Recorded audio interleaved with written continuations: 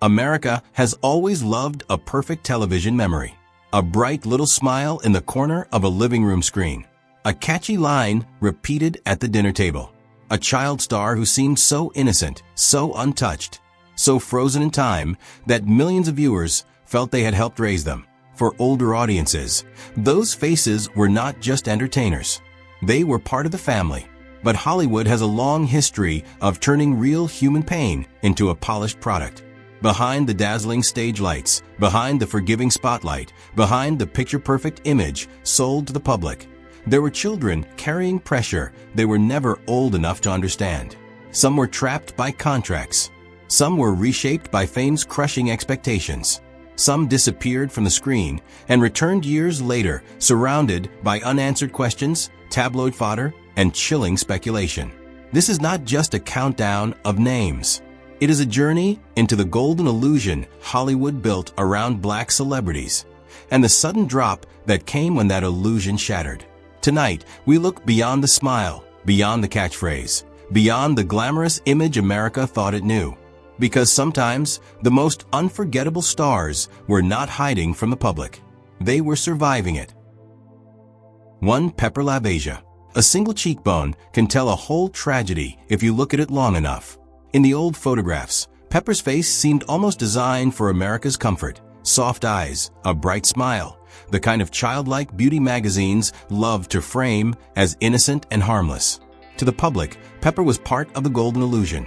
A promising black face polished for the camera, placed beneath dazzling stage lights, and treated like proof that Hollywood could be generous when it wanted to be. But the camera never asks what it is costing the person inside the frame. As Pepper grew older, the picture-perfect image became a cage. The public remembered one version. The nightlife world witnessed another. In underground performance spaces, in rooms where chosen family mattered more than official approval, Pepper slowly built a new self from courage, glamour, and survival strategy. Every new contour, every new layer of makeup, every new name whispered in ballroom circles was not simply about beauty. It was about breathing. Still, the body has its own memory. Unsafe cosmetic procedures, backroom promises, and the fear of stigma created a merciless enemy that followed Pepper for years. What was supposed to offer freedom became another invisible punishment. The face that once sold innocence became harder to move. The smile became heavier. The spotlight that had once forgiven everything suddenly turned cold, feeding tabloid fodder and unanswered questions instead of compassion. And that is the cruelest part of Pepper's story. The world often celebrates transformation only after it has first made survival impossible. By the end, Pepper was not just a performer. She was a warning wrapped in sequins, an icon who fought to exist in a culture that demanded beauty, punished truth, and then acted shocked when the illusion shattered. One photograph made America fall in love with a mask. A lifetime of pain revealed the human being underneath. 2. Billy Buckwheat Thomas. The ending came quietly, far from the roaring laughter that once followed him across America. By the time Billy Thomas's name drifted back into public memory, the bright chaos of our gang already felt like a relic from another country. Viewers remembered the hair, the face, the comic timing, the way a child could make Depression-era families laugh when the world outside their windows felt merciless. He had been sold as innocence, a tiny powerhouse of charm, a little boy whose image seemed simple enough to belong to everyone. That was the golden illusion. The truth was colder. Child stardom in early Hollywood was never innocent. It was an industry built on control of voices, bodies, schedules, names, and futures. Black child performers carried an even sharper burden, forced to entertain audiences while moving through invisible walls of racial prejudice, limited roles, and public mockery dressed up as comedy. Buckwheat became beloved, but love from an audience does not always protect the person being watched. After the fame faded, there was no grand rescue waiting behind the curtain. The studios moved on. The spotlight forgave itself. The child who had helped millions laugh was left to become an adult in a world that only wanted the old image back. That is the hidden cruelty of fame's crushing pressure. It freezes a performer at the exact age the public found them useful, then punishes them for growing beyond it. Billy's later years were marked not by the loud applause of the screen, but by the quieter ache of being remembered as a character instead of a full human being. The laughter that once sounded like triumph began to feel like a sealed room. Every rerun kept the mask alive, even as the real person behind it disappeared further from view. Hollywood did not need a monster to damage him. It only needed a system that could turn a black child into a national joke, profit from the joke, and then walk away before the bill came due. Some stars fall in a scandal. Billy Thomas's tragedy was slower than that. He was buried under a smile America refused to question. 3. Alan Hoskins. The old film reel does not scream when it burns. It simply curls inward, frame by frame, until the image is gone. That is how Alan Hoskins' story feels when viewed from a distance. To millions, he was a mischievous child star from another Hollywood era, a face of quick wit and comic brightness, preserved forever in black and white memory. Audiences saw charm. They saw timing. They saw a young black performer who could steal a scene with a look, a pause, a tiny shift in expression. But what they did not see was the machine around him. Early Hollywood loved to package black childhood as entertainment while denying black performers the protection, dignity, and creative control that white stars were more likely to receive. Alan's image became part of a profitable childhood fantasy, one that asked viewers to laugh without asking who controlled the child once the camera stopped rolling. That was the golden illusion, a harmless little smile floating above a system full of invisible punishment. The tragedy is not that Alan became famous. The tragedy is that fame arrived before freedom. A child performer can become trapped inside a role so completely that the public treats the character as more real than the person. For Alan, every rerun became a kind of second contract. The audience kept calling back the same boyish mischief, the same comic innocence, the same familiar face, while the adult behind it had to carry the unfillable void that childhood fame often leaves behind. There were no soft landing places for many black performers of that era. The industry opened a narrow door, took what it wanted, then made that door disappear. Racial prejudices shaped the roles. Studio power shaped the opportunities. Public memory shaped the prison.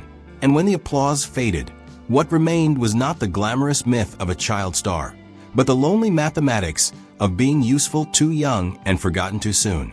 Alan Hoskins stands as a reminder that Hollywood does not always destroy people with one scandalous betrayal. Sometimes it does something quieter, colder, and more permanent. It turns a living child into an image. Then it asks the grown person to compete with a ghost. 4. Stymie Beard. Imagine standing at the edge of a stage, hearing the audience laugh before the performer has even opened his mouth. That is the strange power Stymie carried. He did not need grand speeches or dramatic entrances. His face alone could unlock a room. The hat, the timing, the small body moving through a big world with fearless comic rhythm. It all became part of the American memory machine. For many viewers, he was not Matthew Beard, a real child with a real life. He was Stymie, a symbol, a shortcut to laughter, a familiar spark from the old reels. Yet the stage has a cruel habit of hiding what happens just outside its light. Behind that playful image was a black child working in an industry that often confused visibility with justice.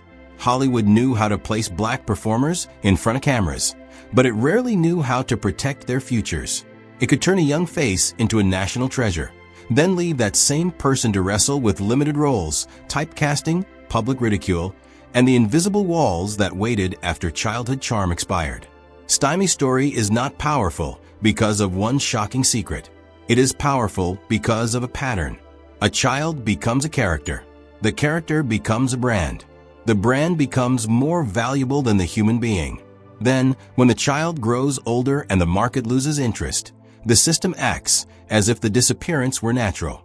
No trial, no confession, no apology, just a slow removal from the forgiving spotlight.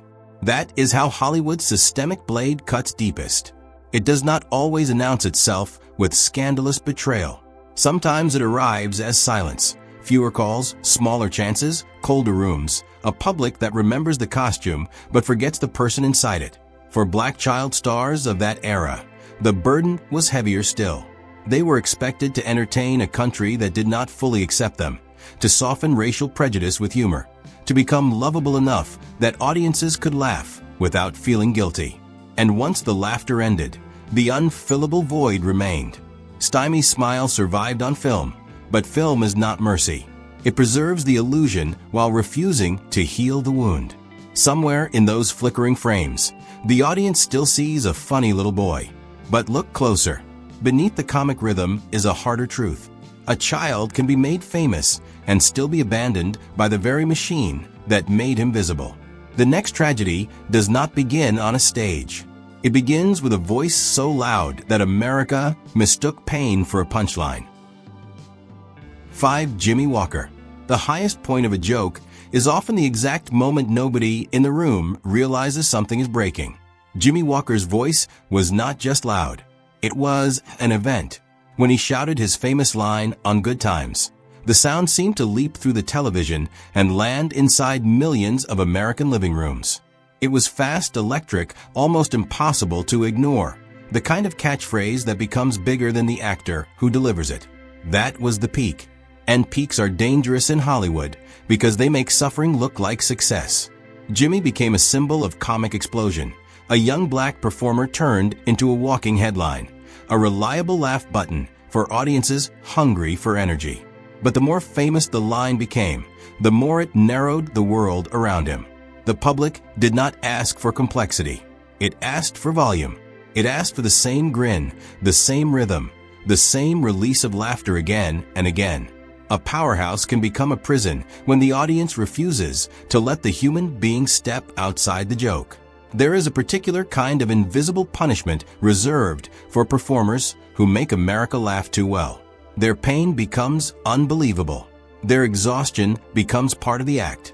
Their frustration gets dismissed as ego. And for black comedians, that blade cuts even deeper, because the industry has long expected them to turn pressure, humiliation, and racial tension into entertainment that feels safe enough for everyone else to consume. Jimmie's tragedy was not that he made people laugh. It was that the laughter became a wall. Behind the dazzling stage lights, a performer can start to disappear inside the very sound that made him famous. One catchphrase can become a second name. One role can become a life sentence. One burst of applause can drown out every quieter truth a person tries to tell later. That is the cruel paradox of Hollywood comedy. The better the joke works, the less the audience wants to know what it costs. Jimmie Walker's legacy still echoes because the line remains unforgettable. But echoes are not bodies. They do not carry fatigue. They do not pay the price. They only repeat what the room once demanded. And when the room finally goes silent, the performer is left with a question no applause can answer. Was he loved for who he was, or only for the noise America needed him to make? 6. Crystal LaBeija. The sequin on the gown catches the light first. Not the face, not the crown, not even the eyes.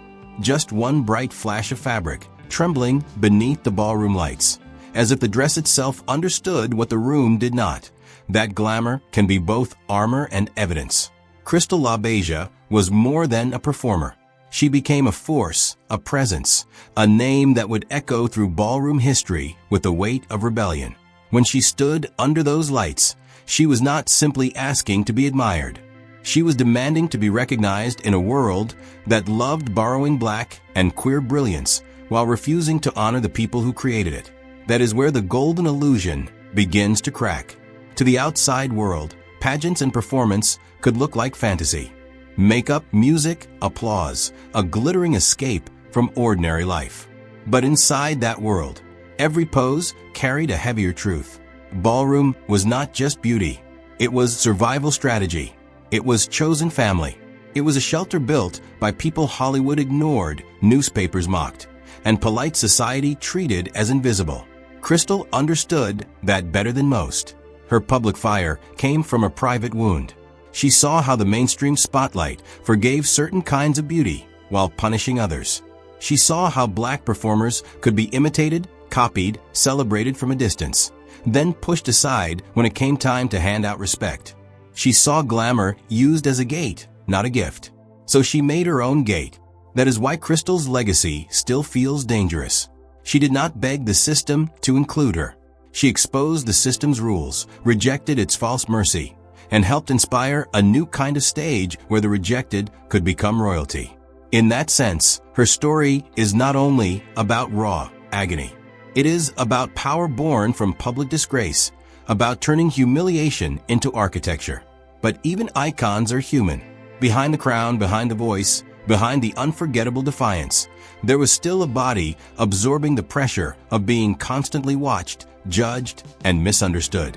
Fame's crushing pressure does not always come from red carpets. Sometimes it comes from carrying an entire community's hunger for dignity on your shoulders. Crystal's tragedy is not that she failed to shine. She shined so fiercely that the room had no choice but to reveal its own ugliness. And perhaps that is why her name still cuts through history like a blade. Not because she fit the old idea of a star, but because she shattered it and built a new mirror from the broken pieces. The lights loved her. The system feared what she reflected. From that mirror, the next story moves into a different kind of illusion. Not a crown, not a ballroom, but a childlike face America refused to let grow old. 7. Gary Coleman. America did not just watch him grow up, it watched him stay small. That was the strange paradox at the center of Gary Coleman's fame. In different strokes, his face carried a spark that could light up an entire scene. The eyes were quick. The timing was sharp. The voice had that perfect mix of innocence and defiance. And then came the line America never stopped repeating. "What you talkin' 'bout, Willis?" For millions of viewers, Gary was not simply a child actor. He became a national reflex. But numbers tell a colder story than nostalgia. A hit show, huge ratings, millions of dollars moving through contracts, syndication, and network profits. Years of public affection. Then, behind those bright sitcom walls, a childhood narrowed by illness, legal battles, financial disputes, and fame's crushing pressure. The math never balanced. The laughter was massive. The protection was not. That is the brutal equation of child stardom. Gary's body became part of the public conversation long before he had the power to define himself. His height, his voice, his face, his medical struggles, all of it became material for jokes, interviews, headlines, and late-night commentary. Hollywood sold the golden illusion of the eternal child, then acted surprised when the real man underneath wanted dignity, privacy, and control. There was an invisible enemy inside that image. The public's refusal to let him become an adult. And when a performer is trapped inside an old role, every appearance becomes a trial. Smile too little, and they call you bitter. Speak too honestly, and they call you difficult. Ask for what you are owed, and suddenly the beloved child becomes a problem. That is how the forgiving spotlight turns into public disgrace. Gary Coleman's later years were filled with the kind of headlines that shrink a person into scandalous fragments. Legal trouble, health emergencies, relationship drama, tabloid fodder, unanswered questions, chilling speculation. The world that once laughed with him now watched him like a courtroom. Then came 2010, a fall, a brain hemorrhage, a hospital bed, a life that had once been broadcast into millions of homes, ending with a silence no catchphrase could break. The tragedy of Gary Coleman is not simply that he died young. It is that America loved the character so loudly it often failed to hear the human being asking to be released from him. The reruns still smile. The man behind them paid the price. And after the eternal child came another face from the same television family. Another performer carrying the weight of survival after the cameras moved on. 8. Todd Bridges. One choice can follow a person for decades. For Todd Bridges, that choice was not a crime, not a scandal, not a single reckless headline. It was the choice Hollywood made for him long before he was old enough to understand the full price of being visible. Become the older brother America wanted, smile on cue, carry the warmth of a sitcom family, and make the role look effortless. On different strokes, Todd played Willis with an easy charm that balanced Gary Coleman's explosive timing. He looked confident, sharp, naturally cool. the kind of young performer who made television feel safe, funny, and familiar. To viewers, he was part of a picture-perfect family created under studio lights. But the set is not a home, and fame is not protection. After the applause faded, Todd's life became a brutal public descent, measured not in ratings, but in headlines. Addiction, arrests, courtrooms, survival. The same audience that once welcomed him into their living rooms now watched his collapse as entertainment. That is the sudden drop Hollywood rarely admits. It builds a child star in public, then leaves the damaged adult to explain the wreckage alone. The merciless foe in Todd's story was not one bad decision. It was the ripple effect of growing up inside a machine that rewards performance, but offers little mercy when the performance ends. When a young black actor becomes famous, the system often demands perfection twice over. He must be charming, disciplined, grateful, and unbreakable. The moment he reveals pain, the spotlight turns punitive. Todd Bridges became tabloid fodder because America prefers a clean fall-from-grace story. It is easier to point at the crash than to ask who built the road. It is easier to judge the addiction than to examine the invisible walls, the pressure, the racial prejudices, and the childhood fame that left so many performers emotionally stranded. But Todd's story also carries something the industry cannot easily digest: survival. He did not remain frozen in the worst chapter written about him. He fought his way through the wreckage, spoke about the darkness, and forced the public to confront a truth Hollywood would rather bury: that a person can be more than their scandal, more than their mugshot, more than the ugliest night of their life.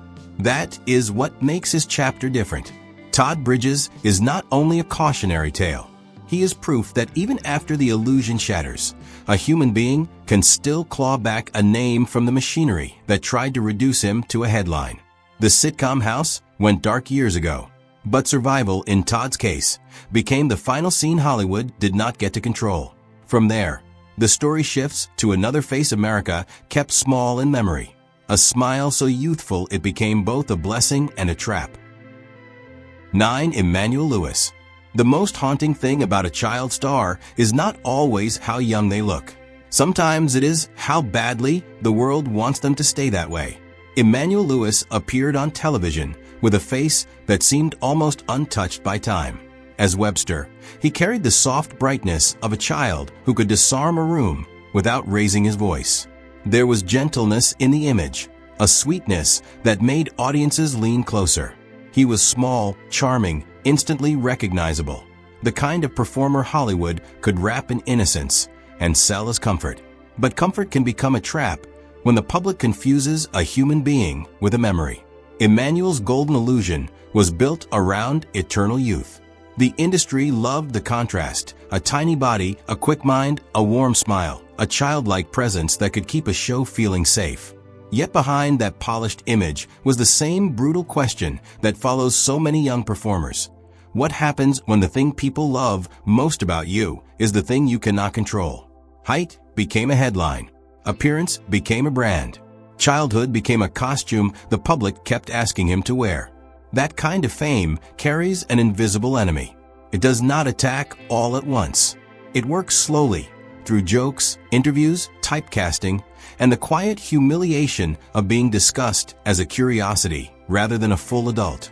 Hollywood can turn difference into profit, then pretend it had nothing to do with the loneliness that follows. The cruelest part is that Emmanuel's success was real. His talent was real. His charm was real. But the system had a way of shrinking all of that into one simple image: the boy who never seemed to grow up. That is not admiration. That is confinement disguised as nostalgia. For many former child stars, the sudden drop does not arrive as one scandalous betrayal. It arrives when the phone stops ringing, when the public keeps repeating the old name, when adulthood feels like an audition nobody wants to watch. Emmanuel Lewis's story reminds us that innocence, once packaged by Hollywood, can become a glass box.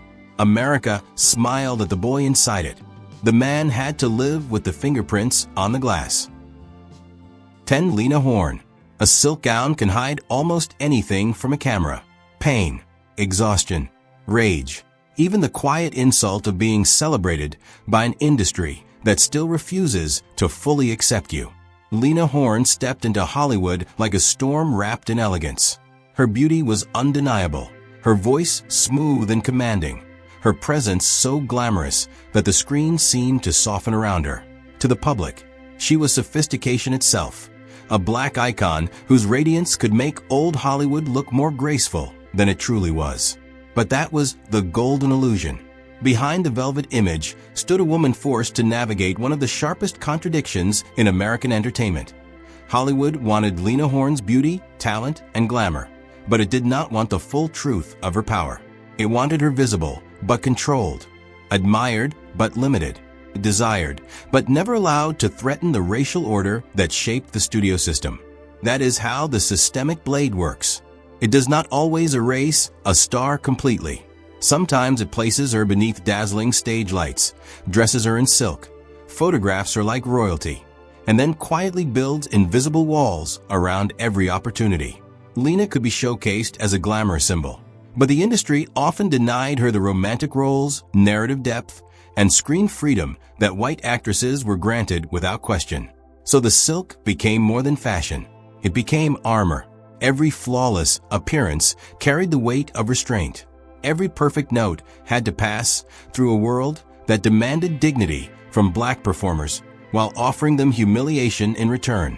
Lena's career was not simply a rise to stardom. It was a long negotiation with a machine that knew her value and still tried to shrink her. That is what makes her legacy so powerful. She did not just survive beauty. She survived being turned into a symbol. And symbols are heavy. They are expected to shine without bleeding, inspire without complaining, and carry the hopes of millions without ever admitting the cost. Lena Horne's true story lives in that tension. The glamour marriage between public admiration and private resistance, between the spotlight's affection and Hollywood's cold prejudice. Her voice could make a room still. Her presence could make the screen glow. But beneath that glow was a woman who understood the price of being black, brilliant, and impossible to ignore in an industry built to look away. Lena did not need scandal to expose Hollywood. Her elegance was enough to indict it. 12. Eddie Murphy. The laugh arrived before the man did. It was sharp, fast, reckless, impossible to mistake for anyone else. On Saturday Night Live, then in stand-up, then across movie screens, Eddie Murphy's laughter became a kind of engine. The sound of a young black comic detonating inside an industry that had not prepared itself for someone that fearless. He was not just funny, he was explosive. At his peak, Eddie looked like the golden illusion working perfectly. A powerhouse talent, a box office phenomenon, a star who could walk into a scene and bend the room around him. Hollywood loved the energy because the energy made money. The leather suits, the grin, the swagger, the characters, the voices, everything became part of a brand, so bright it almost blinded people to the pressure underneath it. But brilliance can become a contract of its own.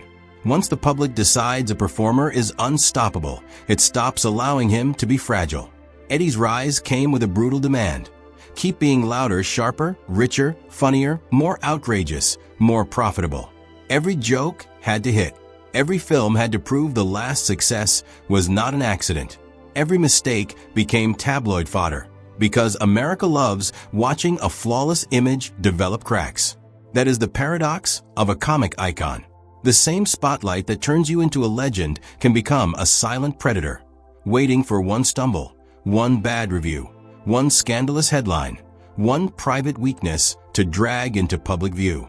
Eddie Murphy survived in a system where black excellence was celebrated only as long as it kept producing. The moment the box office cooled or the joke missed, the forgiving spotlight became a courtroom. And still, Eddie kept transforming. That may be the most important part of his story. He refused to remain trapped inside one era, one laugh, one leather-clad memory of youth. He moved from stand-up danger to blockbuster chaos, from family comedies to dramatic turns, from scandal headlines back into cultural respect. The system tried to reduce him to a punchline more than once. He kept rewriting the sentence. Eddie Murphy's tragedy is not a fall from greatness. It is the cost of carrying greatness, while millions believe greatness means never bleeding. The laugh made him famous. The survival made him human. 13. Raven-Symoné. The camera loved the illusion of a child who seemed born ready for television. That was the magic of Raven. Even as a little girl, she did not feel like someone merely repeating lines. She had timing, confidence, and a strange kind of old soul awareness that made audiences believe she belonged in front of the lens. On The Cosby Show, then later through Disney fame, she became one of those rare child performers who crossed eras without disappearing completely. To the public, it looked almost effortless. A bright smile, a quick comeback, a family-friendly image. A young black girl growing up inside America's living rooms, while the industry wrapped her in color, comedy, and innocence. But the picture-perfect version was never the whole story. Child stardom turns growing up into a public performance. Every change becomes something people feel entitled to judge: the body, the voice, the weight, the style, the identity, the politics, the private life. And for Raven, that scrutiny became especially heavy because she was not just a child star. She became a symbol people kept trying to label before she could fully define herself. That is where the social media illusion becomes merciless. Fans see a photo, a clip, a headline, a red carpet answer, and they think they know the person.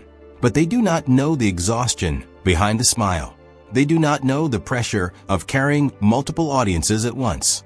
They do not know what it feels like to be celebrated as representation while also being punished for refusing to fit neatly into the boxes people prepared for you. Raven's story is not about a sudden collapse. It is about the slow, invisible punishment of being watched too early and interpreted too loudly. Hollywood loves a child prodigy because a prodigy can be marketed as destiny. But destiny becomes dangerous when the child becomes an adult with boundaries, opinions, and a selfhood that does not belong to the audience. The same public that once adored Raven's confidence sometimes struggled when that confidence became complicated, private, or resistant. And that may be the real wound. Not scandal, not disappearance, not defeat. The wound is having millions of strangers believe your life is a character arc written for their comfort. Raven-Symoné survived the golden illusion by refusing to remain trapped inside it. She grew, shifted, spoke, withdrew, returned, and kept insisting, in ways quiet and loud, that she was more than the smiling child America remembered. The screen froze her young. Life forced her to become real. 14. Jaimee Foxworth. A character can vanish so cleanly from a sitcom that the silence starts to feel rehearsed. For viewers of Family Matters, Judy Winslow was once part of the living room. She stood inside that bright television household, surrounded by laughter, lessons, and the warm machinery of family entertainment. Then, almost without warning, she was gone. No grand farewell. No emotional explanation. No lingering tribute. Just absence. That disappearance became one of the strangest little mysteries of 1990s television, the kind fans whisper about for years because it exposes something cold beneath the surface of a cheerful show. Hollywood can build a picture-perfect family on screen, then erase one of its children when the business no longer sees a use for her. That is the sudden drop in its quietest form.